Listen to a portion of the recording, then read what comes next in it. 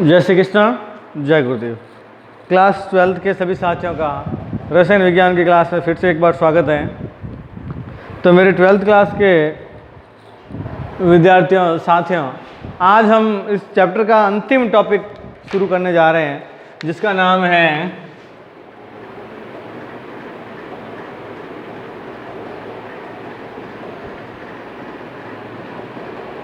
संकुलन दक्षता। इस चैप्टर का एक अंतिम टॉपिक है संकुलन दक्षता। स्टेप बाय स्टेप धीरे से पढ़ेंगे।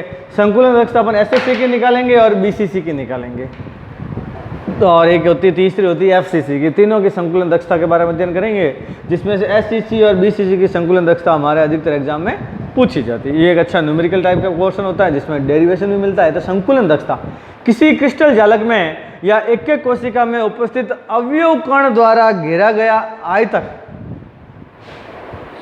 या अवयव कण द्वारा किसी एक एक क्रिस्टल जालक का जितना आयतन घेरा जाता है, वह उस क्रिस्टल की संकुलन दक्षता कहलाती है। वापस से देखें, किसी क्रिस्टल जालक में या एक एक कोशिका में उपस्थित अवयव कण द्वारा क्रिस्टल जालक या एक एक कोशिका का जितना भाग घेरा जाता है।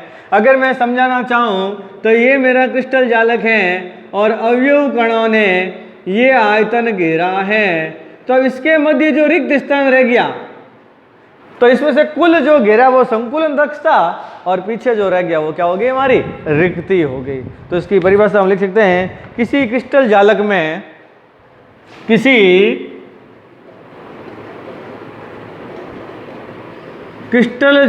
में अवयव कण द्वारा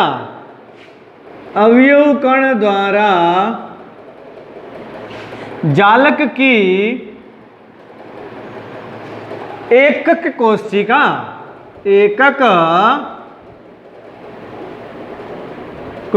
का जितना भाग घेरा जाता है, वह उस जालक की संकुलन दक्षता कहलाता है या कहलाती है। कहने का मतलब कि कुल आयतन का जितना भाग अवयव कण द्वारा घेरा जाता है, उसे क्रिस्टल जालक की संकुलन दक्षता कहा जाता है। और संकुलन दक्षता को 100 से गुणा करने पर, अगला पॉइंट लिख सकते हैं, संकुलन दक्षता को 100 से गुणा करने पर संकुलन दक्षता प्रतिशत प्राप्त होती है। यदि हम संकुलन दक्षता को 100 से गुणा करते हैं तो संकुलन दक्षता प्रतिशतता में प्राप्त होती है। अगर हम संकुलन दक्षता का सूत्र लिखें, संकुलन दक्षता का सूत्र होता है अवयव कण द्वारा घेरा गया आयतन, अवयव कण द्वारा घेरा गया आयतन बटा जालक का कुल आयतन। दूसरा अगर आप लिखना चाहें, संकुलन दक्षता प्रतिशत, तो अवयव कण द्वारा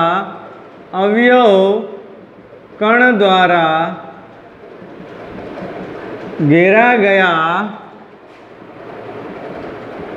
आयतन बटा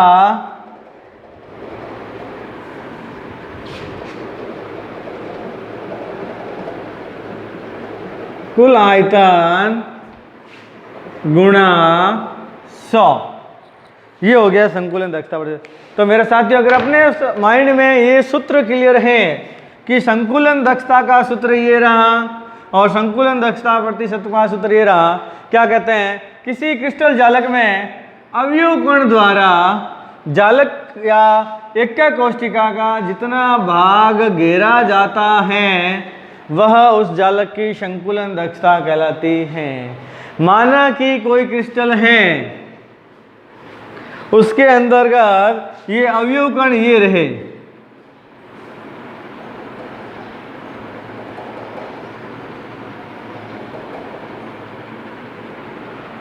तो यदि ये और ये जो रह गए ये हमारे पास में खाली रह गया, बिना घेरा गया भाग रह गया, तो यदि भरा माइनस खाली निकालें तो संकुलन दक्षता या कितना भाग भरा गया यह निकाल दें तो संकुलन दक्षता प्राप्त की जा सकती है। इसी प्रकार यहां से हम बीसीसी की संकुलन दक्षता, बीसीसी की, एफसीसी की संकुलन दक्षता दोनों हम यहां से निकाल सकते हैं और एक तीसरी निकाल सकते हैं एससीसी की। 3 प्रकार की संकुलन दक्षताएं इस सूत्र से, इस टॉपिक से निकाली जा सकती हैं। ये होता है हमारा संकुलन दक्षता का टॉपिक।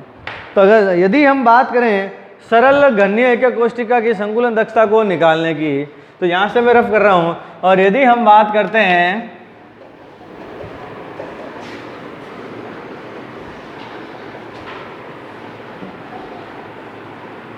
यदि हम आगे की तरफ बढ़ते हुए, तो ये संकुलन दक्षता का टॉपिक से यहाँ से क्वेश्चन आता है।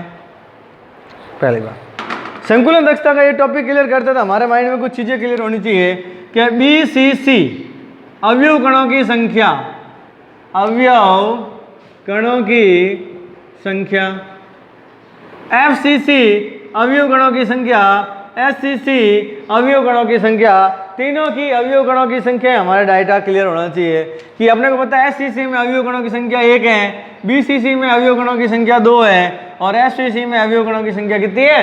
4 है। ये चीजें हमारे माइंड में एकदम सटीक रूप से क्लियर होनी चाहिए। यदि ये जब तक हमारे माइंड में क्लियर नहीं है तब तक हम आगे का काम नहीं कर सकते हैं। तो हम अगले वीडियो के अंदर हम निकालेंगे एससीसी की संकुलन दक्षता, एक वीडियो में निकालेंगे बीसीसी की और नेक्स्ट वीडियो में निकालेंगे एफसीसी की संकुलन दक्षता। इस प्रकार आज का ये वीडियो यहीं पे समाप्त करते हैं। इसको हूबहू एक नोट्स जो मैंने ग्रुप में भेजे हैं उसके अंदर आप नोट्स इनके तैयार करते जाएं और वापस हमें व्हाट्सएप के जो अपना ग्रुप जुड़ा है उसके अंदर सबमिट कराते जाएं। देखो हम क्लियर कर रहे हैं, अभी स्कूलें नहीं खुली, लेकिन जिस दिन भी स्कूलें खुलती हैं, ऑफलाइन क्लासेस शुरू होती हैं, हमारे द्वारा किया गया ये कार्य आपके वापस पूरी रूप से मदद करेगा। इस चीज़ को आपको माइंड में रखना है और कंटिन्यू बनाने को। 12th बोर्ड है, इस बार किसी भी सूरत में आपको प्रमोट नहीं किया जाएगा। ये चीज़ आपके माइंड में बिल्कुल डाटा क्लियर होना चाहिए। आप ऐसा नहीं सोच सकते कि इस बार आपको प्रमोट मिल जाएगा या प्रमोट कर दिया जाए, किसी भी सूरत में कतई आपको प्रमोट नहीं किया जाएगा। जय श्री कृष्ण।